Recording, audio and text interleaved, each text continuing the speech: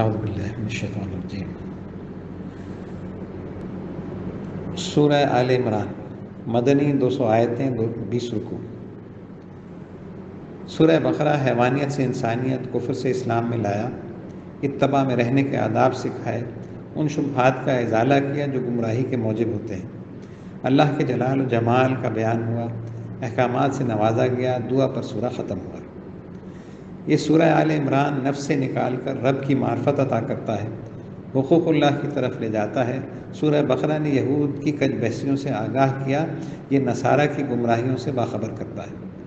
وہ مغضوب یہود کو غیر المغضوب میں لانے کی راہ دکھاتا ہے، یہ ضالین نصارہ کو ولد ضالین میں لانے کے لیے ان کی گمراہیوں پر ان کو متنبہ کرتا ہے، تقوی کے مفہوم کو واضح کرتا ہے، بتاتا ہے کہ انسانیت کا مرتبہ کیا ہے، انسان کامل کو نتیجے میں کیا ملتا ہے۔ نجران کے 60 عیسائیوں کا ایک وفد حضور صلی اللہ علیہ وسلم کے پاس آیا۔ ان میں عیسائی مذہب کے بڑے جید علماء تھے۔ منشا یہ تھا کہ متنازع فی مسائل میں حضور سے گفتگو کریں۔ سورہ آل عمران کا ابتدائی حصہ تقریباً 80-90 آیت تک اسی سلسلے میں نازل ہوا۔ سورہ کی ابتدا الوہیت، حیات، قیومیت سے ہوئی اور توحید، نبوت اور معاد کے مسائل کو جو اصل دین ہیں ذہن نشین کرانے کے بعد ان امور کی طرف خصوصی توجہ دلائی گئی جو معاشرے کو استوار بنانے، اخوت اسلامی کو پیدا کرنے اور برقرار رکھنے میں معاون ہوتے ہیں، تاکہ مسلمان ہر حال میں اللہ اور اس کے رسول پر ایمان کامل رکھنے کے ساتھ صبر، ثابت قدمی، مستعدی اور ہمت کے ساتھ خدمت دین اور خدمت خلق میں مصروف رہیں اور اسی میں اپنی انفرادی اور اجتماعی فلاح سمجھیں۔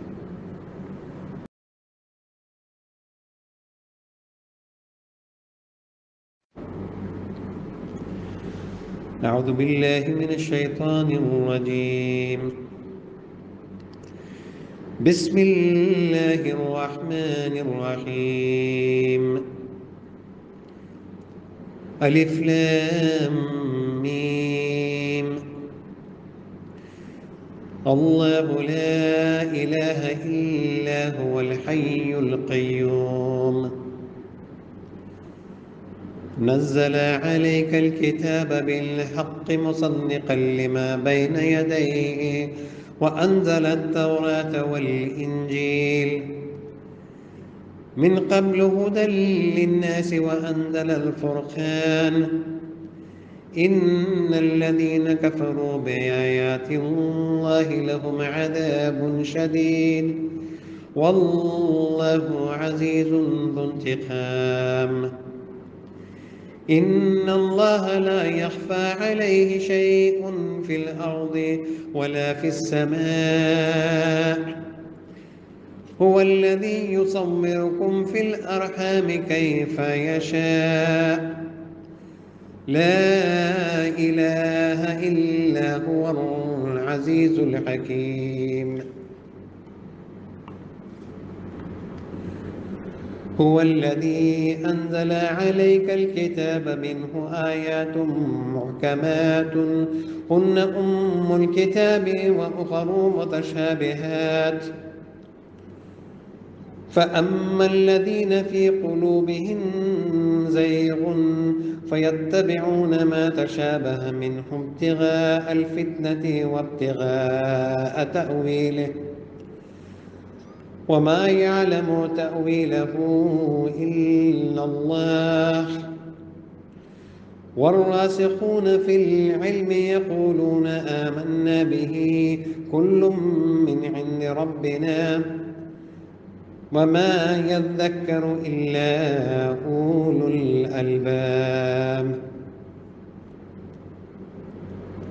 ربنا لا تزغ قلوبنا بعد إذ هديتنا وهب لنا من لدنك رحمة إنك أنت الوهاب ربنا إنك جامع الناس ليوم لا ريب فيه إن الله لا يخلف الميعاد۔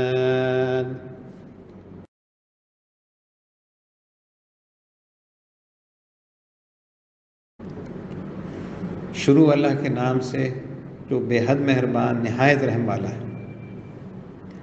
الف لام میم حروف مقطعات ہیں یہ اللہ اور رسول کے درمیان ایک بھید ہے، یہ صورت کی کنجی ہے۔ ہو سکتا ہے کہ الف اللہ کے لیے، لام لقاء اور میم محبت کی نعمت کے لیے ہو، لیکن وثوق کے ساتھ نہیں کہا جا سکتا۔ سورہ بقرہ میں الف لام میم کے بعد کتاب کا ذکر تھا، یہاں الحی القیوم کو سمجھایا گیا ہے۔ اس کے لامتناہی علم، قدرت، حکمت اور اٹل فیصلوں کا ذکر ہے۔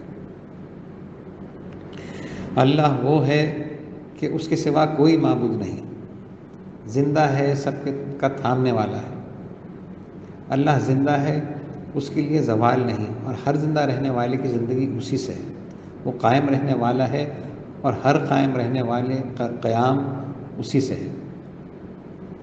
اے محمد صلی اللہ علیہ وسلم، اسی نے آپ کے قلب مبارک پر یہ کتاب حق کے ساتھ ٹھیک طور پر اتاری، ان سب کتابوں کی تصدیق کرنے والی ہے جو اس سے پہلے نازل ہو چکی ہیں، اور اسی نے توریت و انجیل کو نازل کیا اس سے قبل لوگوں کی ہدایت کے لیے، اور اب آپ پر حق و باطل میں فرق کرنے والا فرقان قرآن دین بھی اتارا۔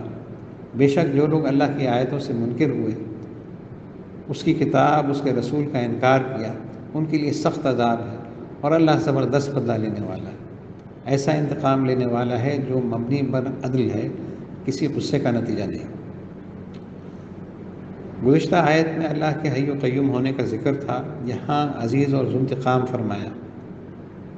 اب اقتدار کامل کے ساتھ اپنے کمال علمی کا ذکر بھی فرماتا ہے کہ منکرین کے دل میں اس کا عزیز و انتقام ہونا خوب بیٹھ جائے اور نصارہ اپنی غلط توجیحات سے باز آئے۔ بے شک اللہ ایسا دانا و بینا ہے کہ اس پر زمین و آسمان کی کوئی چیز چھپی نہیں۔ وہی ذات مطلق ہے جو تمہارا نقشہ ماں کے پیٹ میں جس طرح چاہتا ہے بناتا ہے، جس کی شان ربوبیت، قدرت کاملہ اور کمال علم کی یہ انتہا ہو، وہی اللہ ہے۔ اس کے سوا کوئی معبود نہیں، اس کے سوا کسی کی بندگی نہیں، وہ بڑا صاحب قدرت و حکمت ہے۔ غور کرو کہ خالق کائنات کی شان الوہیت کا ذکر کس جلیل و قدر انداز سے اللہ لا الہ الا هو الحی القیوم سے شروع ہو کر چھٹی آیت لا الہ الا هو العزیز الحکیم پر ختم ہوا۔ جس نے جھلی پر نقش بنائے، پانی میں صورت اتاری، جس سے زمین و آسمان، دل و دماغ کی کوئی بھی بات پوشیدہ نہیں، جس نے جسم کی پرورش کے سامان ارض سے پیدا کیے، وہی روح کی پرورش اور بالیدگی کے سامان بھی آسمان سے مہیا فرما رہا ہے۔ کس درجہ ربط ہے، ایک طرف انکشاف حق، دوسری طرف بندگی کی تلقین، ساتھ ہی بندگی کا سامان۔ وہی ذات مطلق ہے جس نے اے رسول آپ پر کتاب نازل فرمائی، اس میں بعض آیتیں محکم ہیں، یعنی ان کے معنی صاف واضح ہیں، جو عقل جانتی ہے، عمومی طور سے سمجھ آ جاتے ہیں۔ یہی کتاب کی جڑ ہے۔ احکام شرعی کا انہی پر دار و مدار ہے، اور دوسری یعنی بعض آیات متشابہ ہیں، یعنی جن کے معنی معلوم یا متعین نہیں، یا ان میں کئی وجوہ کا احتمال ہے۔ عقل بلا نقل کی مدد کے ان کو سمجھ نہیں پاتی، بس جن کے دلوں میں کجی ہے تو وہ ان آیات متشابہات کے پیچھے لگ جاتے ہیں، محض گمراہی اور غلط معنی کی تلاش کی خاطر جو ان کے خیال میں درست ہوں، اور حقیقت یہ ہے کہ اللہ کے سوا کوئی ان کے اصل معنی اور مطلب نہیں جانتا، اور جو علم میں ثابت قدم ہیں وہ لوگ الجھنوں اور شک و شبے میں نہیں پڑتے، کہتے ہیں کہ ہم اس پر یقین لائیں، یہ سب ہمارے رب کی طرف سے اتری ہیں، جو مراد بھی اللہ جل شانہ کی ہو اس پر ہمارا ایمان ہے، اور سمجھانے سے وہی سمجھتے ہیں جن کو سمجھ ہے، جن کی عقل وہم کے شائبوں سے صاف ہوتی ہے اور دقائق اور آثار کے پہچاننے اور سمجھنے کی صلاحیت رکھتی ہے۔ ان 7 آیات میں تخلیق کا بیان تھا، ساتھ ہی قرآن کے حق اور رسول کے برحق ہونے کا ذکر ہوا تاکہ لوگ خیر کو سمجھیں، خیر کو پائیں اور راسخون فی العلم بن جائیں، عقل والے بنیں، عبد رہیں اور عمل سے عمل کے نتائج پائیں، اللہ کے رنگ میں رنگ جائیں۔ معمور جب امر میں لگ جاتا ہے، عبد بن جاتا ہے۔ مسلمان عالم نور میں رہتا ہے، کیا یہ مقام قابل رشک نہیں؟ یہ سورہ اسی طرف اسی طرف لا رہا ہے، سمجھو یہ حق ہے، اسی کے لیے دعا سکھائی جا رہی ہے۔ ان عقل والوں کی دعا یہ ہوتی ہے کہ اے ہمارے پروردگار، جب تو نے ہمیں ہدایت بخشی ہے تو اس کے بعد ہمارے دلوں کو ہدایت سے نہ پھیر، اور اپنے پاس سے رحمت، توفیق استقامت و حضوری عطا فرما، بے شک تو ہی سب کچھ دینے والا ہے۔ اے ہمارے رب، تو بے شک ایک روز جس میں کچھ شبہ نہیں لوگوں کو جمع کرنے والا ہے، بے شک اللہ اپنے وعدے کے خلاف نہیں کرتا۔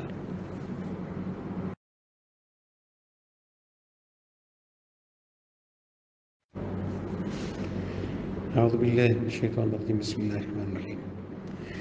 ان الذين كفروا لن تغني عنهم اموالهم ولا اولادهم من الله شيئا واولئك هم وقود النار كداب آل فرعون والذين من قبلهم كذبوا بآياتنا فأخذهم الله بذنوبهم والله شديد العقاب۔ قل للذين كفروا ستغلبون وتحشرون إلى جهنم وبئس المهاد۔ قد كان لكم آية في فئتين التقتا،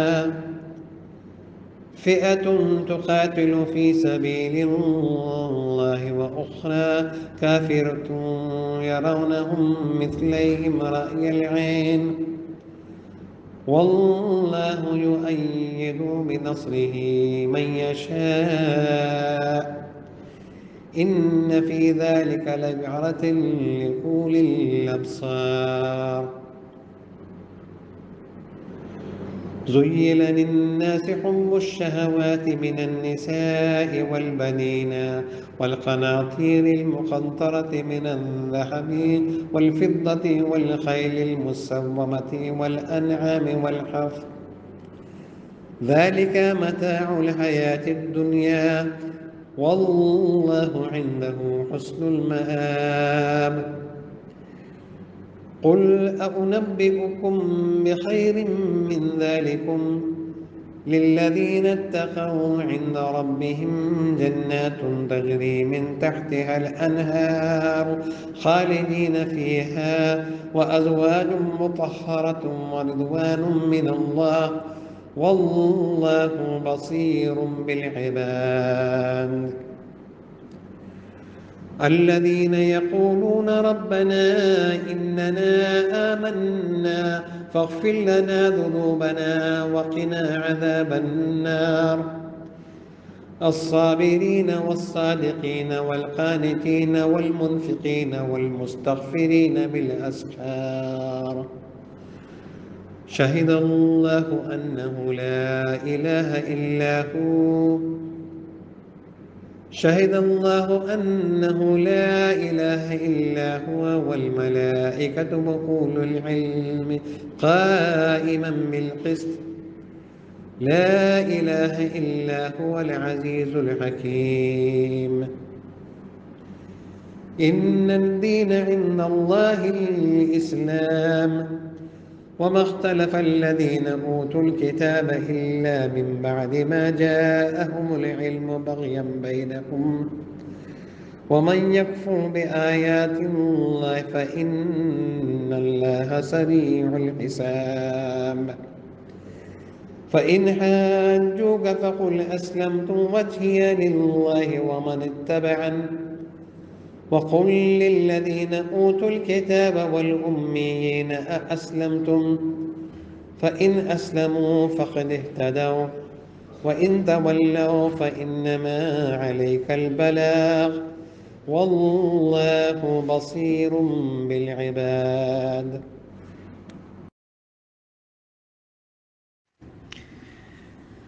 بسم اللہ الرحمن الرحیم۔ دوسرا رکوع۔ جو لوگ ہدایت سے بے بہرہ ہو کر دولت میں پھنسے ہوئے ہیں اور اسی کو منفعت سمجھتے ہیں، ان پر اس کی حقیقت کھل جائے گی۔ یہ دولت انہیں عطاب الہی سے نہ بچا سکے گی۔ بے شک جن لوگوں نے کفر اختیار کیا ان کی دولت، ان کی اولاد قیامت کے دن اللہ کے عذاب سے ان کو ذرا نہ بچا سکے گی، اور وہی دوزخ کی آگ کا ایندھن بنیں گے، فرعون والوں اور ان سے اگلوں کی طرح، کیونکہ انہوں نے ہماری آیتوں کو جھٹلایا تو اللہ نے بھی ان کے گناہوں پر ان کو پکڑا، اور اللہ کا عذاب سخت ہے، کسی کے ٹالے ٹل نہیں سکتا۔ فرعون مر چکا، فرعونیت باقی ہے۔ ہر زمانے میں فرعونیت کے اقدار کو روشن کرنے والوں کا یہی حال ہوتا رہا ہے، اور نتیجہ سب کا ایک ہوگا۔ آپ ان کافروں سے کہہ دیجئے کہ ان قریب تم اس دنیا میں بھی مغلوب کیے جاؤ گے اور آخرت میں جہنم کی طرف ہانکے جاؤ گے، اور وہ بہت برا ٹھکانہ ہے۔ کافروں کے مغلوب و پسپا ہونے کا حال دنیا نے جنگ بدر ہی میں دیکھ لیا، جس میں ابو جہل جیسا کافر بھی مارا گیا، اور یہ جنگ رہتی دنیا تک ایک نشانی بن گئی ہے۔ بے شک تمہارے لیے ان دو جماعتوں میں جو میدان بدر میں باہم مقابل ہوئیں، اللہ کی قدرت، اس کا وعدہ حق ہونے کی ایک نشانی ہے۔ ایک جماعت یعنی مسلمانوں کی فوج اللہ کی راہ میں لڑ رہی تھی، اور دوسری کافروں کی جماعت تھی، اور وہ یعنی کافر اپنی آنکھوں سے انہیں اپنے سے دو چند دیکھ رہے تھے۔ مسلمان ثابت قدم رہے، اور اللہ اپنی نصرت سے جس کی چاہتا ہے تائید فرماتا ہے۔ بے شک اس واقعے میں اہل بصیرت کے لیے بڑی عبرت ہے، یقیناً یہ بڑا سبق آموز واقعہ ہے، لیکن انہی کے لیے جو اہل بصیرت ہوں، جو اللہ کی اس نصرت کو بھی نہ دیکھ سکیں، وہ اللہ کو کیا پہچانیں گے؟ لوگوں کے لیے ان کی مرغوب چیزوں کی محبت خوشنما بنا دی گئی۔ بالعموم لوگ لذت پسند ہوتے ہیں، ان چیزوں کے طالب ہوتے ہیں جو نفس چاہتا ہے، یعنی عورتیں اور اولاد اور سونے چاندی کے جمع کیے ہوئے خزانے اور نشان کیے ہوئے اعلیٰ قسم کے گھوڑے، منتخب جنگ کے گھوڑے جن پر نشان لگا دیتے ہیں، ایسے تربیت یافتہ جن میں انسان کی سی خصلت آ جاتی ہے، اور مویشی اور کھیتی، اس میں وہ تمام چیزیں آ گئیں جو نتیجے میں ملتی ہیں۔ یہی ان لوگوں کی دنیاوی زندگی کا سرمایہ ہے، اور جو لوگ دنیا کو اللہ کے لیے برتتے ہیں ان کے لیے اللہ کے پاس اچھا ٹھکانہ ہے۔ اے رسول آپ فرما دیجئے، اے لوگو، کیا میں تم کو ان سب سے جن کے تم گرویدہ ہو رہے ہو کہیں بہتر چیز بتا دوں؟ سنو، پرہیزگاروں کے لیے ان کے رب کے ہاں جنتیں ہیں جن کے نیچے نہریں بہتی ہیں، وہ ان باغوں میں ہمیشہ رہیں گے، اور ان کے لیے جنت میں پاک بیویاں ہوں گی، اور سب سے بڑی چیز جو انہیں حاصل ہوگی وہ اللہ کی خوشنودی اور رضامندی ہے۔ اور یاد رکھو کہ اللہ اپنے بندوں کو خوب دیکھنے والا ہے، وہ ان کے ظاہر و باطن سے خوب واقف و خبردار ہے۔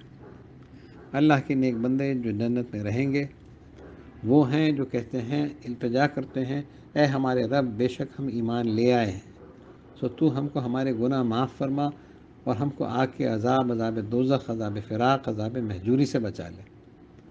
جانتے ہو یہ لوگ کون ہیں؟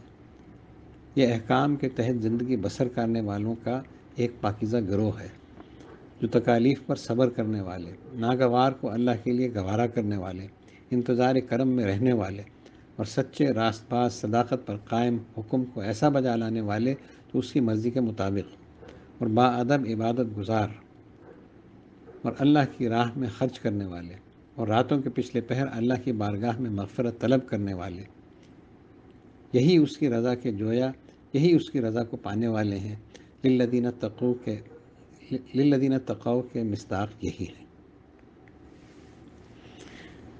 اللہ نے اس بات پر گواہی دی، گویا آسمان و زمین پر منادی ہوئی، کہ کسی کی بندگی نہیں سوائے اس کے، یعنی اللہ کے سوا کوئی معبود نہیں، اور فرشتوں اور اہل علم نے بھی اپنے اپنے مقام پر یہ گواہی بھی دی کہ اللہ ہی عدل قائم فرمانے والا ہے۔ اللہ تعالیٰ انصاف کے ساتھ کارخانے عالم کو سنبھالے ہوئے ہے، اس کے سوا کوئی معبود نہیں، وہ زبردست حکمت والا ہے۔ حکمت یعنی مال قدرت سے جو چیز آئی وہ دین ہے۔ بے شک دین تو اللہ کے نزدیک اسلام ہی ہے، یعنی اللہ کے حکم پر گردن ڈال دینا، اپنے کو سونپ دینا، بس اللہ کے نزدیک سچا مذہب یہی ہے۔ ہر زمانے میں انبیاء علیہ السلام اسی پر کاربند رہے، اور اسی کی تبلیغ فرمائی۔ سب یہی دین لے کر آئے، لیکن اسی قدر جو اس زمانے کے مطابق تھا۔ البتہ جامع و اکمل دین جو اسلام کہلایا، وہ خاتم الانبیاء محمد رسول اللہ صلی اللہ علیہ وسلم لائے، اور اہل کتاب نے جو اس دین سے اختلاف کیا تو علم حاصل ہونے ہی کے بعد جان بوجھ کر محض آپس کی ضد سے کیا۔ اور جو کوئی اللہ کی آیات یعنی اس کے احکام، اس کے پیغمبر، اس کی نشانیوں کا انکار کرے تو اللہ یقیناً ان سے بہت جلد حساب لینے والا ہے، ان کو اس انکار کی سزا جلد ہی بھگتنا ہوگی۔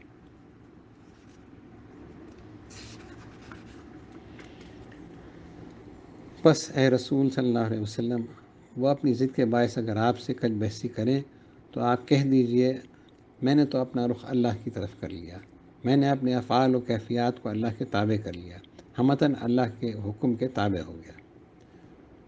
جو کچھ مجھ میں پن تھا سب چھوڑ کر محض اس کا ہو گیا ہوں۔ اور ایسے ہی ان لوگوں نے بھی جو میرے پیرو ہیں اپنا سر اللہ کے حکم کے آگے جھکا دیا ہے۔ اور آپ اہل کتاب اور عرب کے ان پڑھ لوگوں سے کہہ دیجئے کیا تم بھی اتباع میں آتے ہو، اللہ کے آگے سر تسلیم خم کرتے ہو؟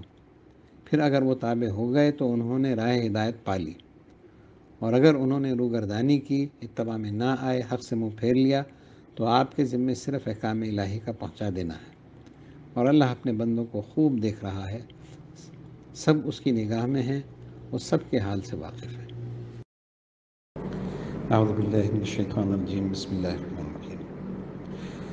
ان الذين يكفرون بآيات الله ويقتلون النبيين بغير حق ويقتلون الذين يأمرون بالقسط من الناس فبشرهم بعذاب أليم أولئك الذين حبطت أعمالهم في الدنيا والآخرة وما لهم من ناصرين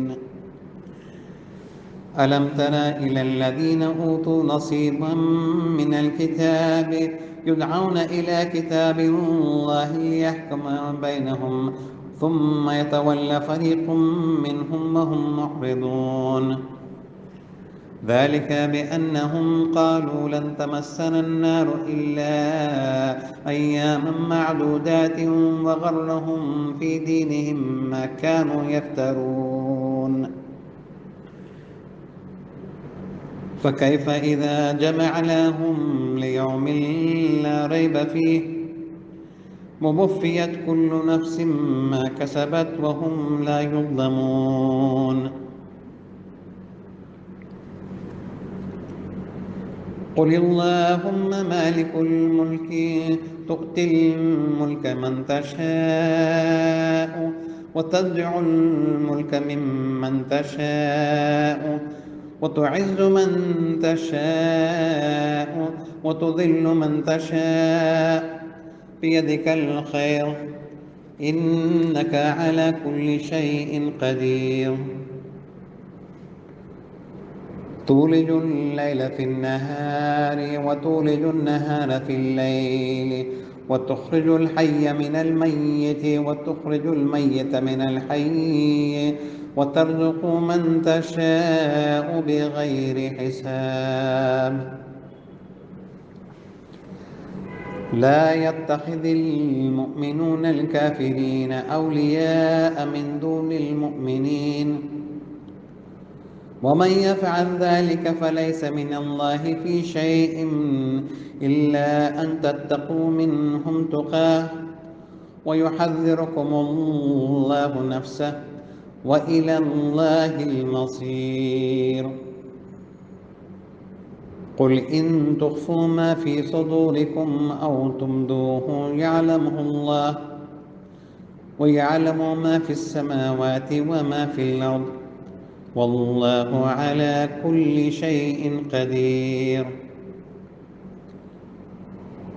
يوم تجد كل نفس ما عملت من خير محضرا وما عملت من سوء تود لو أن بينها وبينه أمدا بعيدا ويحذركم الله نفسه واللہ رؤوف بالعباد۔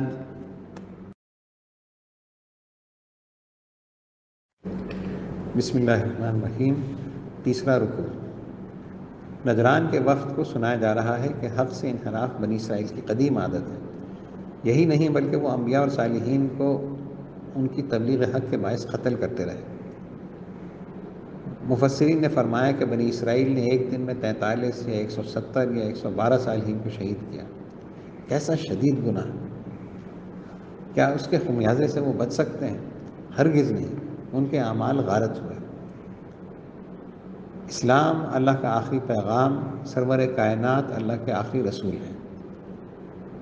اللہ کے ہاتھ میں سر رشتہ خیر و شر ہے، جس کو چاہے عزت دے، جس کو چاہے ذلت دے۔ وہ ہر بات پر قادر ہے۔ کاش لوگ سمجھیں اور ایمان کے مقابلے میں کفر کی طرف راغب نہ ہوں۔ جان لیں کہ اللہ کو ہر بات کا علم ہے اور ان کے اعمال کا بدلہ ان کو ضرور ملے گا۔ جو لوگ آیات الہی، اس کے احکام، انبیاء اور نشانیوں کا انکار کرتے ہیں اور انبیاء کو ناحق قتل کرتے ہیں، اور نیز لوگوں میں سے ان لوگوں کو مار ڈالتے ہیں جو انہیں انصاف کرنے کا حکم دیتے ہیں، بس ان کو دردناک عذاب کی خوشخبری سنا دیجیے۔ یہی لوگ ہیں جن کے عمل غارت گئے، محنت اکارت گئی، دنیا میں بھی اور آخرت میں بھی، اور اللہ کے سامنے ان کا کوئی مددگار نہ ہوگا۔ جیسا کہ وہ آج اپنی نازیبہ حرکتوں پر اترا رہے ہیں، ان کے اترانے کی ویسی ہی سزا ہوگی اور وہاں ان کا مددگار کوئی نہ ہوگا۔ کیا آپ نے ان علماء یہود کے حال پر نظر نہ کی جنہیں اللہ کی کتاب توریت کا کچھ حصہ ملا تھا جو تحریف سے بچ گیا تھا؟ انہیں اسی کتاب اللہ یعنی قرآن یا توریت کی طرف بلایا جاتا ہے تاکہ وہی ان کے درمیان فیصلہ کرتے، ان کو حق پر رہنے کا حکم کرے، لیکن ان کا ایک گروہ اپنی فہم نارسا پر اترا کر اس سے روگردانی کرتا ہے، اس کے احکام یا بشارت سے تغافل برتتا اور انجان ہو جاتا ہے، اور وہ در حقیقت تغافل برتنے والے ہیں ہی۔ یہ ان کا تغافل اس لیے ہے کہ وہ کہتے ہیں کہ سوائے گنتی کے چند دن کے ہمیں دوزخ کی آگ ہرگز نہ لگے گی۔ ان کو دراصل بخشش کی ایک عام آیت سے جو انہیں توریت میں مل گئی تھی مغالطہ ہوا ہے، جو خود ان کی اپنی غلط توجیحات کا نتیجہ ہے، اور ان کی افترا پردازیوں نے انہیں اپنے دین کے متعلق دھوکے میں ڈال رکھا ہے، مغرور بنا دیا ہے، خود فریبی میں مبتلا کر دیا ہے۔ اس زندگی میں تو وہ خود فریبی میں مبتلا ہو لیں، مگر ذرا سوچیں کہ پھر اس دن جس میں ذرا شبہ نہیں، ان کا کیا حال ہوگا جب ہم ان کو جمع کریں گے اور ہر شخص کو اس کے عمل کا پورا بدلہ دیا جائے گا، اور ان پر کسی قسم کا ظلم نہ ہوگا، کسی کی حق تلفی نہ ہوگی۔ یاد رکھو جو قیامت کے دن جمع کرنے والا ہے، تجلیات کے دن کا مالک ہے، وہی یہاں کا بھی مالک ہے۔ سزا و جزا قیامت پر منحصر نہیں، یہاں بھی جو چاہتا ہے کرتا ہے۔ آپ فرما دیجئے، اے اللہ مالک الملک، سارے ملکوں کے مالک، توفیق و استطاعت کے مالک، تو ہی جس کو چاہے سلطنت بادشاہی عطا فرمائے، اور تو ہی جس سے چاہے سلطنت و بادشاہی چھین لے، اور تو ہی جس کو چاہے عزت دے، شہود و لقاء کی نعمتوں سے سرفراز فرمائے، اور تو ہی جس کو چاہے ذلت دے، حجاب، بعد اور دوری میں ڈال دے۔ سب بھلائی، خیر و خوبی تیرے ہی قبضہ قدرت میں ہے، بے شک تو ہر چیز پر قادر ہے، تو ایسا مالک ہے کہ جسے جو چاہے دے سکتا ہے۔ تو وہ صاحب قدرت ہے کہ تو رات کو دن میں داخل کرتا ہے اور دن کو رات میں داخل کرتا ہے، اور تو ہی جاندار کو بے جان سے نکالتا ہے اور بے جان کو جاندار سے پیدا کرتا ہے۔ نور و ظلمت، حیات و موت، عزت و ذلت، فراخی و تندرستی، سب کچھ تیرے ہی قبضہ قدرت میں ہے، اور تو ہی جس کو چاہتا ہے بے حساب روزی دیتا ہے، نعمت سے، عزت سے، دبدبے سے سرفراز فرماتا ہے۔ گزشتہ آیت میں بتایا گیا کہ عزت و دولت، فراخی و تندرستی اللہ کے ہاتھ میں ہے۔ اب مسلمانوں کو آگاہ کیا جاتا ہے کہ وہ بھی دنیا کی دولت، جاہ طلبی یا کسی اور غرض سے کفار کو اپنا دلی دوست نہ سمجھیں کہ ان کا ایمان ہی خطرے میں پڑ جائے۔ مسلمانوں کو چاہیے کہ مسلمانوں کو چھوڑ کر کافروں کو اپنا دوست نہ بنائے، اور جو ایسا کرے گا تو اس کا اللہ سے کوئی واسطہ، ربط و تعلق نہیں۔ کفار سے دلی تعلق نہ ہو، مگر ہاں ان کے شر سے بچنے کے لیے، اپنی حفاظت کے لیے ان کفار سے تعلقات رکھ سکتے ہو۔ گویا تعلقات دنیا کے برتنے کے لیے ہوں، آخرت بگاڑنے کے لیے نہ ہوں۔ اور اللہ تم کو اپنی ذات سے ڈراتا ہے، اس غیرت سے ڈراتا ہے جو اس کے احکام نہ ماننے، اس کے رسول کی نافرمانی سے اس کو ہوتی ہے، اور آخر تم کو اللہ ہی کی طرف لوٹ کر جانا ہے۔ کیوں اس کی غیرت کو مشتعل کرو؟ کیوں اپنے میں وہ نفس پیدا کرو جو اس کے حکم کے نہ ماننے پر تم کو ابھارے؟ اور یہ بھی یاد رکھو کہ اللہ تمہارے ظاہر تمہارے باطن دونوں سے خوب واقف ہے۔ غیر کو اپنا بنا کر اپنے کو دھوکہ نہ دو، اللہ سے کوئی راز نہیں۔ آپ فرما دیجئے کہ تمہارے دلوں میں جو کچھ ہے تم اسے چھپاؤ یا ظاہر کرو، بہرحال اللہ اس کو جانتا ہے۔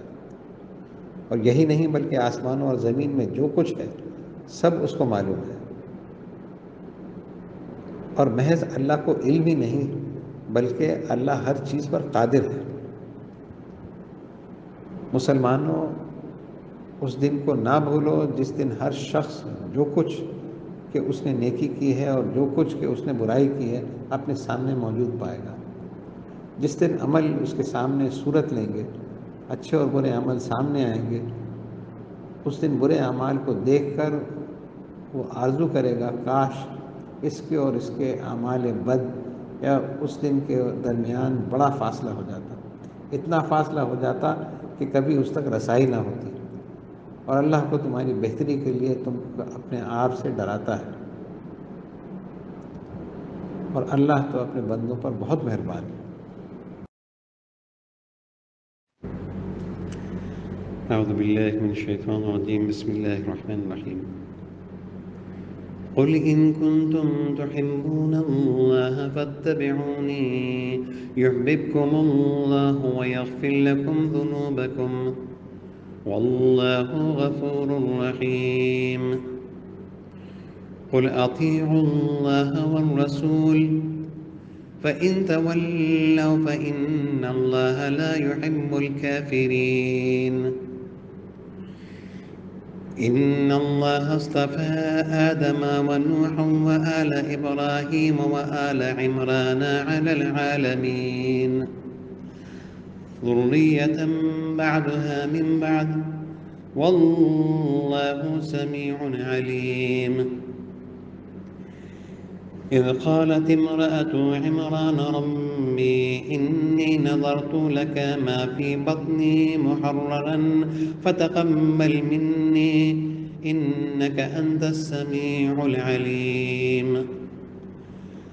فلما ودعتها قالت رب إني وضعتها أنثى والله أعلم بما وضعت وليس الذكر كالأنثى وإني سميتها مريم وإني أعيذها بك وذريتها من الشيطان الرجيم۔ فتقبلها ربها بقبول حسن وأنبتها نباتا حسنا وكفلها زكريا كلما دخل عليها زكريا المحراب وجد عندها رزقا قال يا مريم أنى لك هذا قالت هو من عند الله إن الله يرزق من يشاء بغير حساب۔ هنالك دعا زكريا ربه قال رب هب لي من لدنك ذرية طيبة إنك سميع الدعاء۔ فنادته الملائكة وهو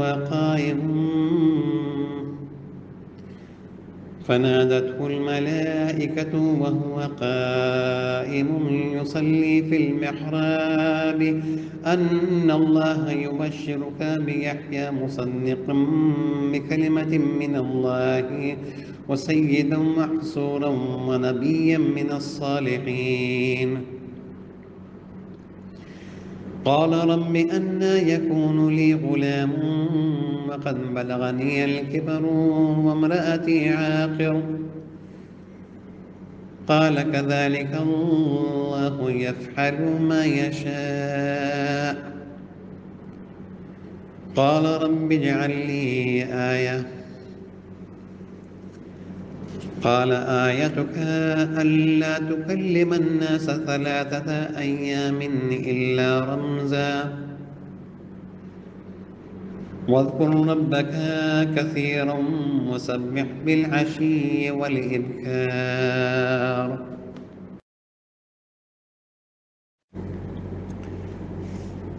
بسم اللہ الرحمن الرحیم. چوتھا رکوع. اللہ کی محبت کا اندازہ کرو کہ اپنے نفس اپنی ذات سے ڈرانے کے ساتھ ہی رحمت کا تصور آ گیا، اپنی حقیقت جمال پر نظر گئی، مہربانی و شفقت کا ذکر شروع ہو گیا. عبد محبوب کو حکم ہوا، اے حبیب صلی اللہ علیہ وسلم، آپ فرما دیجئے اگر تم اللہ کی محبت رکھتے ہو تو میری پیروی کرو، تمام کیفیات و حالات میں میری اتباع کرو، اپنا کردار ایسا بناؤ جیسا میرا ہے، تو اللہ تم کو محبوب رکھے گا، اللہ تم سے محبت کرے گا، اور اس محبت کا نتیجہ یہ ہوگا کہ اللہ تمہارے گناہ بخش دے گا، اور اللہ تو بڑا بخشنے والا، بڑا مہربان ہے. آپ فرما دیجئے کہ اللہ اور اس کے رسول کا حکم مانو، احکام میں اللہ کی اطاعت، عمل میں اس پائے کاملہ کی پیروی. پھر اگر وہ نہ مانیں، نور نبوت سے نور ہدایت کو نہ لیں، روگردانی کریں، تو اللہ کافروں سے ذرا محبت نہیں کرتا. دیکھو لا یحب الکافرین فرمایا، سرکار دو عالم سے روگردانی کو کفر کہا. سلسلہ نبوت آج سے نہیں، ابتدائے آفرینی سے چلا آ رہا ہے. کہ دین اسلام نیا دین نہیں، ابتدائے آفرینش ہی سے ایک منتخب دین ہے. اللہ نے اس کو چاہا پسند فرمایا، پسندیدہ گروہ کا سردار بنایا، پسندیدگی تک لایا. بے شک اللہ نے آدم، نوح و آل ابراہیم اور آل عمران کو اپنے اپنے زمانے میں سارے جہان پر فضیلت کے لیے چن لیا، ان کو نبوت کے لیے منتخب کیا اور برگزیدہ بنایا. یہ سب انبیاء علیہ السلام ایک ہی سلسلے کی کڑی ہیں، ایک ہی لڑی کے منتخب موتی ہیں. ان میں سے بعض کی اولاد ہیں، اور اللہ سب کی دعاؤں کا سننے والا اور جاننے والا ہے. اس کو معلوم ہے کہ کس کے لیے کیا کس وقت مناسب ہے.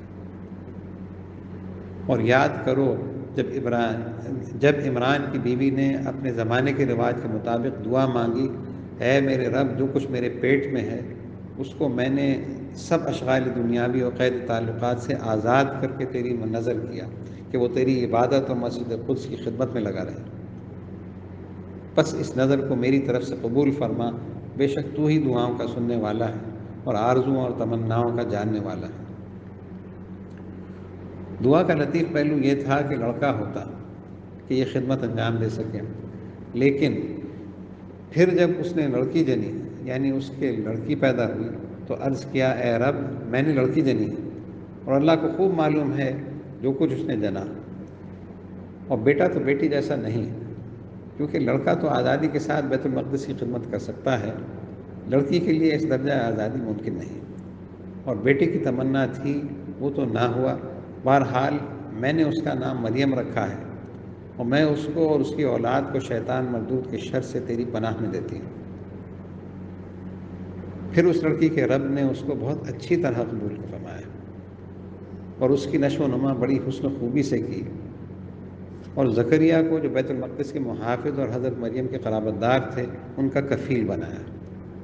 وہ ان کی سپردگی میں آ گئیں، لیکن اصل پرورش و نگہداشت اسی رب کی تھی جو ان کا نگران حال تھا. جب بھی زکریا ان کے پاس محراب میں آتے جہاں وہ مشغول عبادت رہتی، تو ان کے پاس کچھ رزق، کھانے کی چیزیں جو خلاف موسم ہوتی پاتے. آپ حیرت سے ایک دن پوچھنے لگے، اے مریم، یہ تمہارے پاس کہاں سے آتا ہے؟ مریم بولی، یہ اللہ کے پاس سے آتا ہے، بے شک اللہ جس کو چاہتا ہے بے حساب رزق دیتا ہے. جب حضرت زکریا علیہ السلام نے حضرت مریم علیہ السلام کی ولایت کے یہ انوار دیکھے، یعنی بے فصل کے میوے، تو باوجود بڑھاپے کے خود بھی پھل کی توقع کرنے لگے. پس وہیں زکریا نے اپنے رب سے دعا کی، عرض کیا، اے میرے رب، تو مجھے اپنے پاس سے پاکیزہ اولاد عطا فرما، بے شک تو دعا کا سننے والا. مجھے بھی بے فصل کا میوہ مل جائے، بڑھاپے میں اولاد مرحمت ہو. ابھی وہ محراب میں کھڑے نماز پڑھ ہی رہے تھے، عبادت گاہ میں کھڑے دعا ہی مانگ رہے تھے کہ ان کو فرشتوں نے آواز دی کہ اللہ تعالیٰ آپ ایک فرزند یحییٰ کے پیدا ہونے کی خوشخبری دیتا ہے جو کلمۃ اللہ کی تصدیق کرنے والا ہوگا، یعنی حضرت عیسیٰ علیہ السلام کی جو اللہ کے حکم کن سے پیدا ہوں گے ان کی تصدیق کرے گا، اور وہ لوگوں کا پیشوا، ان کا سردار ہوگا، اور اس کی ایک یہ خوبی ہوگی کہ وہ عورتوں کے پاس نہ جائے گا، اور اس کی بڑی فضیلت یہ ہوگی کہ خدا کے نیکوکار بندوں میں سے نبی ہوگا، یعنی وہ نیکوکار فرض شناس خالق و مخلوق کے حقوق کو ادا کرنے کے علاوہ ایک برگزیدہ نبی بھی ہوگا، جس کی وجہ سے اس کے باپ کا دین زندہ ہوگا۔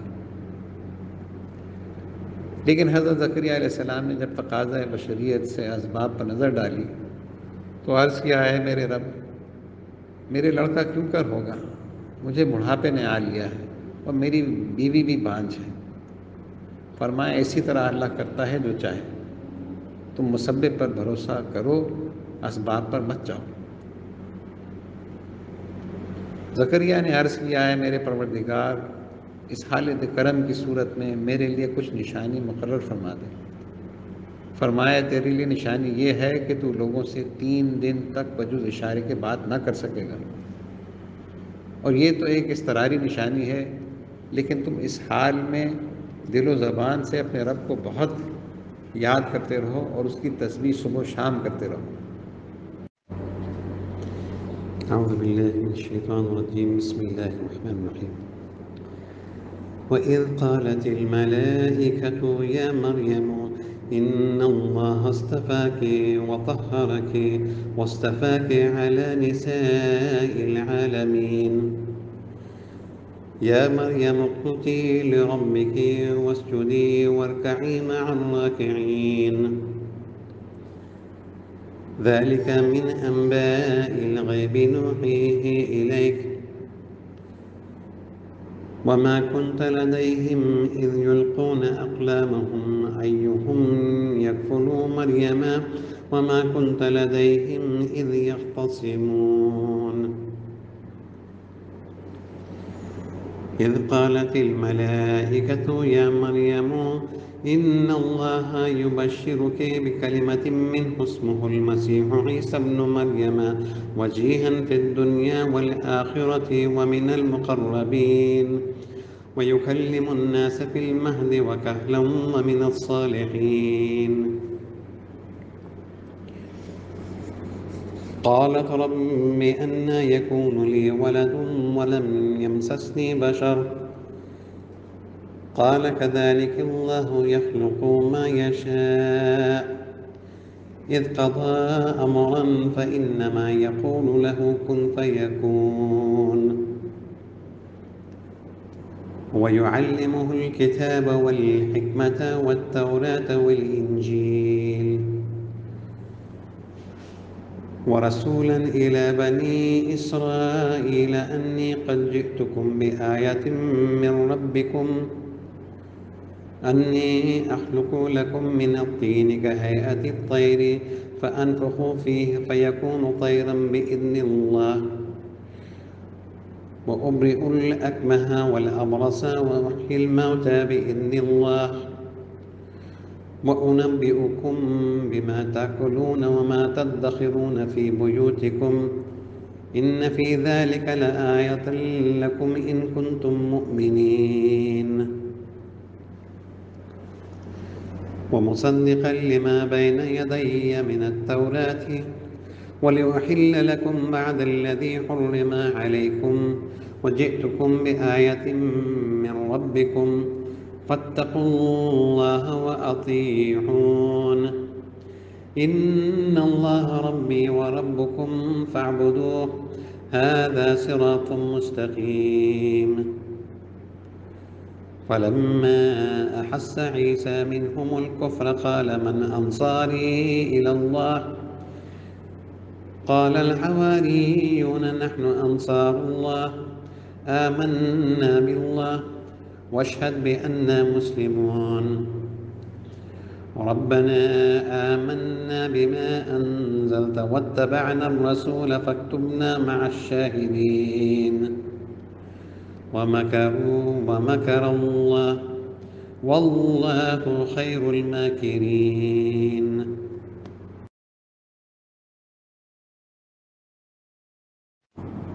بسم اللہ الرحمن الرحیم۔ 5واں رکوع۔ حضرت عیسیٰ علیہ السلام کی پیدائش یقیناً اللہ کی قدرت کا ایک نمونہ تھی، لیکن حضرت مریم علیہ السلام کا واقعہ اس کی قدرت کاملہ کا اس سے زیادہ روشن ثبوت ہے۔ اس رکوع میں جناب مریم علیہ السلام اور حضرت عیسیٰ علیہ السلام کے متعلق صحیح عقائد، حضرت عیسیٰ علیہ السلام کی پیدائش کا واقعہ، ان کی عظمت، نبوت اور معجزات کا واضح انداز سے بیان کیا جا رہا ہے، تاکہ نجران کے وفد کو بھی ان حقائق سے مطلع کیا جائے اور تا قیام قیامت حق روشن رہے۔ اور وہ وقت یاد کرو جب فرشتوں نے کہا، اے مریم، اللہ نے تم کو چن لیا ہے اور ظاہری اور باطنی دونوں طرح خوب پاک کر دیا، یہود کی جھوٹی تہمتوں سے بھی پاک صاف رکھا اور تم کو سب جہان کی عورتوں پر اپنے زمانے میں فضیلت دی۔ ایک فضیلت اور برگزیدگی تو ان کے زمانے تک خاص تھی، ایک یہ فضیلت کہ بدون مس بشر حضرت عیسیٰ علیہ السلام جیسے اولو العزم پیغمبر کو پیدا کیا، یہ فضیلت ہمیشہ کے لیے خاص ہے۔ ان عنایات کا تقاضا ہے کہ اے مریم، انتہائی ادب سے اپنے رب کی بندگی کرو، اس کو حاضر ناظر جان کر اس کے سامنے ادب سے کھڑی رہو اور سجدہ کرو اور رکوع کرنے والوں کے ساتھ رکوع کرو۔ بیت المقدس میں جو عبادت گزار ہیں ان کے ساتھ تم بھی قیام، رکوع و سجود بجا لاؤ، تاکہ ادب کے ساتھ تعظیم و تعمیر کی نعمت میسر ہو، سجدے میں قرب پاؤ، رکوع میں حضوری میسر ہو۔ یہ شرائط بندگی ہیں، انہیں بجا لاؤ۔ اجزائے نماز کی لطافت کو کھول کر بیان کیا گیا، دراصل اس سے مراد کل نماز ہی ہے۔ اے رسول، یہ واقعات غیب کی خبروں میں سے ہیں جو ہم آپ کو وحی کے ذریعے پہنچاتے ہیں، اور آپ اس وقت بھی ان کے پاس موجود نہ تھے جب مریم کی ماں مریم کو لے کر آئیں اور ہیکل مقدس کے مجاور قرآن انداز کے طور پر اپنے اپنے قلم دریا میں پھینک رہے تھے کہ مریم کی تعلیم و تربیت، پالنے پوسنے کا ذمہ دار کون بنے، اور نہ آپ اس وقت ان کے پاس تھے جب اس کفالت اور ذمہ داری کے متعلق وہ آپس میں جھگڑ رہے تھے۔ کیا یہ باتیں جو اللہ تعالیٰ آپ پر وحی فرما رہا ہے، اس امر کا بین ثبوت نہیں کہ آپ اللہ کے رسول ہیں اور آپ پر نازل کی ہوئی کتاب حق ہے؟ بہرحال عیسیٰ علیہ السلام کی پیدائش کا مسئلہ بھی نجران کے وقت اور آنے والی قوموں پر مخفی نہ رہے، آپ وہ بھی بیان فرما دیں۔ وہ واقعہ بھی یاد دلائیے جب فرشتوں نے کہا، اے مریم، اللہ تعالیٰ نے تم کو اپنے ایک حکم کی، ایک کلمہ کن کی بشارت دیتا ہے، یعنی خدا کے حکم سے تمہارے بدن سے ایک لڑکا پیدا ہوگا جس کا نام مسیح عیسیٰ ابن مریم ہوگا، اور وہ دنیا اور آخرت میں بڑے مرتبے والا، باعزت بآبرو ہوگا، اور اللہ کے مقربوں میں سے ہوگا۔ اس سے دنیا والے بھی چاہیں گے اور وہ مقرب بارگاہ بھی ہوگا۔ وہ بڑا باوقار اور لوگوں کے طعن و تشریح سے بری ہوگا، اور یہ بھی اطمینان رکھو کہ وہ اپنے متعلق خود ہی لوگوں کو بتا دے گا، اور وہ لوگوں سے باتیں کرے گا گہوارے میں اور پختہ عمر میں بھی، یعنی جب کہ ماں کی گود میں ہوگا اس وقت بھی لوگوں سے ہم کلام ہوگا، اور یہی موجزانہ انداز کلام اس وقت بھی ہوگا جب وہ دوبارہ دنیا میں نازل ہوگا، اور وہ صالحین میں سے ہوگا۔ ان کے متعلق ایک عبد صالحی کا تصور رکھنا، غلط خطرات کو نہ دل میں جگہ دینا، نہ دوسروں کے کہنے سے اثر لینا۔ یہ کلام حضرت مریم علیہ السلام کے اطمینان قلبی کے لیے کافی و شافی تھا۔ پھر بھی فطرت انسانی دلیل کی طالب رہتی ہے، اس کے آثار یہاں بھی پائے جاتے ہیں۔ مریم بولی، اے میرے رب، میرے لڑکا کیوں کر ہوگا، حالانکہ مجھ کو کسی انسان نے ہاتھ تک نہیں لگایا، مجھے بشر نے چھوا تک نہیں۔ فرمایا، اللہ یوں ہی پیدا کرتا ہے جو چاہتا ہے۔ جب اللہ کسی قسم کا ارادہ کرتا ہے تو اس کو یہی کہتا ہے ہو جا، سو وہ ہو جاتا ہے۔ وہ اسباب کا محتاج نہیں، اسی قدرت کی حد بندی نہیں، وہ جس طرح چاہے اور جو چاہے پیدا کر سکتا ہے۔ حضرت عیسیٰ علیہ السلام کے فضائل کا ذکر تھا، درمیان میں جناب مریم علیہ السلام کے اطمینان کے لیے ایک بات آ گئی، اب پھر عیسیٰ علیہ السلام پر عنایات کا ذکر جاری ہے۔ اور اللہ تمہارے بیٹے عیسیٰ کو کتاب اور حکمت کی باتیں اور توریت و انجیل سب کچھ سکھا دے گا، اور اللہ ہم کو بنی اسرائیل کی طرف یہ پیغام پہنچانے والا بنا کر بھیجے گا کہ بے شک میں تمہارے رب کی طرف سے تمہارے پاس نشانی لے کر آیا ہوں۔ پھر ان 5 معجزات کا ذکر کرے گا جو کلمت اللہ کے اثر کو ظاہر کرتے ہیں، تو وہ ان سے کہے گا دیکھو میں تمہارے لیے مٹی سے پرندے کی شکل کا ایک پتلا بناتا ہوں، پھر اس میں پھونک مارتا ہوں تو وہ اللہ کے حکم سے ایک پرندہ بن جاتا ہے، اور میں اللہ کے حکم سے مادرزاد اندھے کو اور کوڑھی کو اچھا کرتا ہوں اور مردے کو جلاتا ہوں، اور تم جو کچھ کھا کر آؤ اپنے گھروں میں رکھ کر آؤ، میں تم کو بتا دیتا ہوں۔ اس میں میرے کلمت اللہ ہونے، اللہ کے رسول ہونے اور مسیح عیسیٰ ابن مریم ہونے کی تمہارے لیے پوری پوری نشانی ہے، اگر تم ایمان رکھتے ہو، اگر تمہارے قلب میں ایمان کی جھلک ہو، دل مردہ نہ ہو چکا ہو، تو یہ وہ نشانیاں ہیں جن سے ہر طرح کے شکوک و شبہات کی تلافی ہو جاتی ہے، اور اللہ تعالیٰ کی قدرت اور عیسیٰ علیہ السلام کی نبوت اور عظمت بخوبی واضح ہو جاتی ہے۔ حضرت عیسیٰ علیہ السلام کی صفات کا بیان جاری ہے۔ اور لوگوں، میں تصدیق کرنے والا ہوں اپنے سے پہلے آئی ہوئی کتاب کی جو توریت ہے، اور میں اس واسطے آیا ہوں کہ بعض وہ چیزیں جو تم پر توریت کے حکم کے بموجب حرام تھیں وہ اب اللہ ہی کے حکم سے حلال کروں، اور یہ سب میں خود نہیں کرتا، میں تو اللہ کا رسول ہوں، اور تمہارے پاس تمہارے رب کی ایک نشانی لے کر آیا ہوں، اور سراپا نشانی بن کر آیا ہوں، تاکہ تم اللہ کی قدرت و حکمت کو سمجھو، سو اللہ سے ڈرو اور میرا کہا مانو۔ وہی خالق ارواح، خالق کائنات ہے، ہم سب اس کے بندے ہیں۔ بے شک اللہ ہی میرا بھی رب ہے اور تمہارا بھی رب ہے، سو اسی کی بندگی کرو، یہی سیدھی راہ ہے، یہی اس کے قرب کا راستہ ہے، اس سے تم بھی مرتبہ کمال پر پہنچ سکتے ہو اور میں بھی۔ پھر ان معجزات اور دین میں سہولتوں کے باوجود جب عیسیٰ علیہ السلام نے ان بنی اسرائیل کا کفر و انکار محسوس کیا تو فرمایا کون ہے کہ اللہ کی راہ میں میری مدد کرے؟ اس پر آپ کے چند جانثار حواریوں نے جواب دیا، اللہ کے کلمہ حق کے مدد کرنے والے ہم ہیں، ہم اللہ پر ایمان لائے ہیں اور آپ گواہ رہیے کہ ہم فرما بردار ہیں۔ یہاں آپ ہماری اس فرما برداری کا مشاہدہ فرمائیں اور اللہ کے سامنے آپ ہماری اس فرما برداری کی تصدیق فرمائیں۔ نیز ہماری دعا ہے، اے ہمارے رب، ہم ایمان لائے اس پر جو تو نے نازل کیا اور ہم تیرے رسول کے فرما بردار ہوئے ہیں، پس تو ہم کو حق کی شہادت دینے والوں میں لکھ لے، یعنی ان مسلمانوں کی فہرست میں ہمارا نام درج فرما جن کا طرہ امتیاز کلمہ شہادت ہے۔ واضح رہے کہ نبی آخر الزمان پر ہر نبی اور ان کا سچا متبع ایمان لایا۔ پھر ان کافروں نے عیسیٰ علیہ السلام کے قتل کے لیے خفیہ تدبیریں کی، اور اللہ نے بھی عیسیٰ علیہ السلام کو بچانے کی خفیہ تدبیر کی، یعنی کفار کی تدبیر کا رد کیا، اور اللہ سب خفیہ تدبیر کرنے والوں سے بہتر خفیہ تدبیر کرنے والا ہے۔ خدا کا انتقام غالب ہے، اللہ ان مکاروں کو خوب سزا دینے والا ہے۔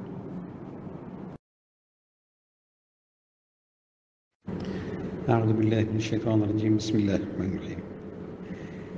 إذ قال الله يا عيسى إني متوفيك ورافعك إلي ومطهرك من الذين كفروا وجاعل الذين اتبعوك فوق الذين كفروا إلى يوم القيامة ثم إلي مرجعكم فأحكم بينكم فيما كنتم فيه تختلفون.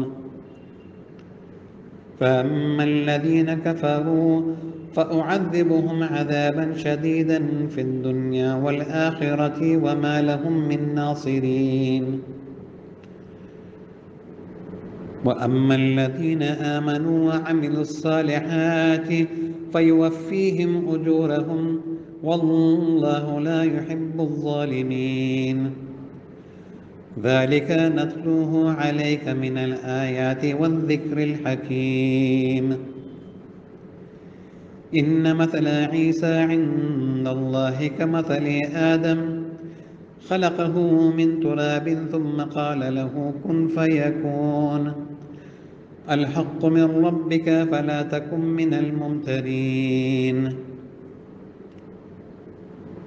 فمن حاجك فيه من بعد ما جاءك من العلم فقل تعالوا ندع أبناءنا وأبناءكم ونساءنا ونساءكم وأنفسنا وأنفسكم ثم نبتهل فنجعل لعنة الله على الكاذبين إن هذا لهو القصص الحق وما من إله إلا الله وإن الله لهو العزيز الحكيم فإن تولوا فإن الله عليم بالمفسدين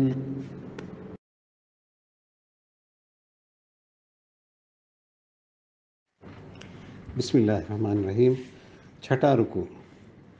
یہود نے حضرت عیسیٰ علیہ السلام کے خلاف سازشیں جاری رکھیں اور آخر یہ طے کیا کہ آپ کو قتل کر دیا جائے۔ چنانچہ مذہبی عدالت میں آپ پر الحاد کا الزام لگا کر واجب قتل قرار دیا گیا۔ پھر رومی حکومت میں رومی حاکموں کی عدالت میں ان پر بغاوت کا مقدمہ چلایا گیا۔ یہ ملک شام کا واقعہ ہے جو اس وقت رومی سلطنت کا جزو تھا۔ حضرت عیسیٰ علیہ السلام ان الزامات کے ظاہری عواقب کو سمجھ رہے تھے، لیکن اللہ تعالیٰ اطمینان دلاتا ہے کہ میں نے جو وعدہ کیا ہے، جس قدر زندگی عطا کی ہے، وہ پوری دوں گا۔ اللہ تعالیٰ نے ویسا ہی کیا۔ ایک یہودی جو آپ کا سخت دشمن تھا، اس کی صورت حضرت عیسیٰ علیہ السلام جیسی ہو گئی۔ اسی کو یہود نے سولی دی۔ حضرت عیسیٰ علیہ السلام کو ملائکہ آسمان پر لے گئے۔ جس وقت حضرت عیسیٰ علیہ السلام کے قتل کا منصوبہ یہود کر رہے تھے، اللہ تعالیٰ نے فرمایا، اے عیسیٰ، میں تم کو پوری عمر کو پہنچاؤں گا۔ یہود تم کو قتل نہ کر سکیں گے، اور پھر تم کو اپنی طرف اٹھا لوں گا اور ان کافروں کی صحبت بد اور ان کے گندے ماحول سے تم کو پاک کر دوں گا، اور تم کو ناسوتی کیفیت سے نکال کر ملکوتی کیفیت میں لاؤں گا، اور جو تمہارے پیروں ہیں ان کے لیے بھی انعام ہے کہ ان کو قیامت تک ان لوگوں پر جو کافر منکر ہیں غالب رکھوں گا۔ پھر اے لوگو، تم سب کو میری ہی طرف پھر کر آنا ہے۔ پھر جس بات میں تم جھگڑتے ہو، یعنی حضرت عیسیٰ علیہ السلام کے متعلق جن غلط فہمیوں میں مبتلا تھے، اس کا فیصلہ کر دوں گا۔ حضرت عیسیٰ علیہ السلام سے خطاب جاری ہے۔ اور پھر یہ بھی اطمینان رکھو کہ جو لوگ کافر ہوئے، جنہوں نے تمہاری نبوت سے انکار کیا، تو ان کو دونوں جہان میں، دنیا میں اور آخرت میں سخت عذاب دوں گا، اور ان کا کوئی مددگار نہ ہوگا۔ میرے اس عذاب سے ان کو بچانے والا اور ان کا معاون کوئی نہ ہوگا۔ اور وہ لوگ جو ایمان لائے اور نیک کام کیے، تو اللہ ان کو پورے اجر دے گا، ان کو ان کے حسن عمل کے خوب ہی خوب بدلے دے گا، اور اللہ ظالموں کو پسند نہیں کرتا۔ یہ پروردگار کی پروردگاری ہے کہ عمل صالح میں بھی شرع کی حدود سے بڑھنا پسند نہیں فرمایا۔ عمل صالح میں اسی سے تو کھوٹ پیدا ہوتا ہے۔ عمل صالح کیا ہے؟ اللہ کی دی ہوئی چیزوں کو اللہ کے لیے برتنا، اللہ کا ہو کر رہنا، اس کے لیے جینا، اس کے لیے مرنا۔ اے رسول، یہ جو ہم آپ کو پڑھ کر سناتے ہیں، یہ ہماری آیات اور پرحکمت نصیحتیں ہیں۔ انداز بیان دیکھو، اپنے حبیب صلی اللہ علیہ وسلم کو خود پڑھ کر سناتا ہے، جبرائیل علیہ السلام کا نام نہیں آیا۔ فرماتا ہے کہ بدگمانوں کو بتا دیجئے کہ بے شک عیسیٰ کی مثال اللہ کے نزدیک آدم کی سی ہے کہ اس کو مٹی سے بنایا، پھر اس سے کہا کہ ہو جا، وہ ہو گیا۔ یہ بات کہ آدم علیہ السلام کو بلا ماں باپ کے اور عیسیٰ کو بلا باپ کے پیدا کیا حق ہے، یعنی اللہ جیسا چاہتا ہے وہ کرتا ہے۔ یہ حق بات تو تیرے پروردگار کی طرف سے ہے کہ عیسیٰ آدم کی طرح انسان ہے، بس تو ہرگز شک کرنے والوں میں سے نہ ہو، کسی شک میں نہ جا۔ حضور سرور کائنات صلی اللہ علیہ وسلم تو ہر شک سے بالا تر ہیں۔ یہاں خطاب آپ صلی اللہ علیہ وسلم کی امت کے ہر فرد اور قرآن کی تلاوت کرنے والے سے ہے۔ قرآن میں جہاں کسی اہم حقیقت کا بیان کیا گیا ہے، وہاں امت کو اسی موجزانہ انداز سے خطاب کیا گیا ہے۔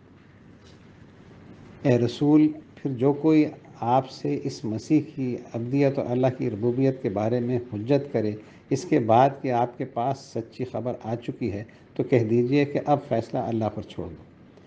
آؤ ہم اپنے بیٹوں کو بھی بلائیں اور تمہارے بیٹوں کو بھی، اور اپنی عورتوں کو بھی اور تمہاری عورتوں کو بھی، اور اپنے آپ کو اور تم کو بھی، یعنی ہم خود بھی آئیں اور تم خود بھی آؤ۔ پھر ہم نہایت عاجزی سے اللہ کے حضور دعا کریں اور جھوٹوں پر خدا کی لعنت بھیجیں، تاکہ اللہ تعالیٰ کی لعنت جھوٹوں پر پڑے اور حق و باطل کا ابھی فیصلہ ہو جائے۔ یہ آیت مباہلہ ہے۔ اللہ تعالیٰ نے اپنے رسول کو مباہلے کا حکم فرمایا۔ اس مباہلے کے لیے جب سرکار دو عالم صلی اللہ علیہ وسلم تشریف لے چلے تو انوار جلال و جمال کا ایک عجیب سما تھا۔ آپ صلی اللہ علیہ وسلم کے جسم اطہر پر سیاہ چادر تھی جو آفتاب رسالت کی شعاؤں کو اپنے آغوش میں لیے تھی، اور خود سرور کائنات صلی اللہ علیہ وسلم اپنے آغوش مبارک میں اپنے معصوم نواسے حضرت امام حسین رضی اللہ عنہ کو لیے اپنے سینے مبارک سے چمٹائے ہوئے تھے کہ دنیا دیکھ لے کہ حق کا یہ معصوم پاسبان ہی وقت پڑنے پر آگے ہوگا۔ اور حضور حضرت امام حسن رضی اللہ عنہ کا ہاتھ تھامے ہوئے تھے۔ جگر گوشہ رسول حضرت فاطمہ الزہرا رضی اللہ عنہا حضور کے پیچھے پیچھے گویا حضور صلی اللہ علیہ وسلم کے نقش قدم پر چل رہی تھی، اور مولا کائنات اس نور محمدی کے پیچھے تھے۔ حسن ادب کے یہ نظارے جس درجے پر وقار تھے اسی قدر تابناک۔ حضور صلی اللہ علیہ وسلم فرما رہے تھے کہ جب میں دعا کروں تم سب آمین کہنا۔ جب اس حلقہ نور پر نجران کے لاٹ پادری کی نظر پڑی تو وہ گھبرا کر بول اٹھا، اے نصرانیوں، میں آج وہ معصوم نورانی چہرے دیکھ رہا ہوں کہ اگر وہ اللہ تعالیٰ سے کہیں کہ پہاڑ کو ہٹا دے تو پہاڑ ہٹا دیے جائیں گے، لہٰذا تم ان سے مباہلے کی ہمت نہ کرو، ورنہ سب ہلاک ہو جاؤ گے اور قیامت کے دن تک کسی عیسائی کا نام و نشان باقی نہ رہے گا۔ چنانچہ وہ مباہلے کی تاب نہ لا سکے اور سب واپس چلے گئے۔ بے شک یہی بیان واقعی ہے، یہ بیان سچا ہے اور اس کا کہنے والا بھی سچا ہے، اور اللہ کے سوا کوئی معبود نہیں، اور بے شک اللہ ہی زبردست حکمت والا ہے۔ یہ اس کی حکمت کے ادنا کرشمے ہیں۔ اگر منکرین حق اس کو سمجھنے کی کوشش کریں تو جھگڑوں میں نہ پڑیں، شک و شبہ میں نہ الجھیں۔ پھر اگر یہ لوگ حق بات سے روگردانی کریں، حق کو قبول نہ کریں، اپنی ضد پر قائم رہیں، تو اللہ فساد کرنے والوں کو خوب جانتا ہے۔ وہ جانتا ہے کہ ان کا مقصد صرف فتنہ و فساد پیدا کرنا تھا، ورنہ یہ لوگ بات سمجھتے، اور اگر اپنے آپ کو سچا ہی سمجھتے تھے تو مباہلہ کرتے۔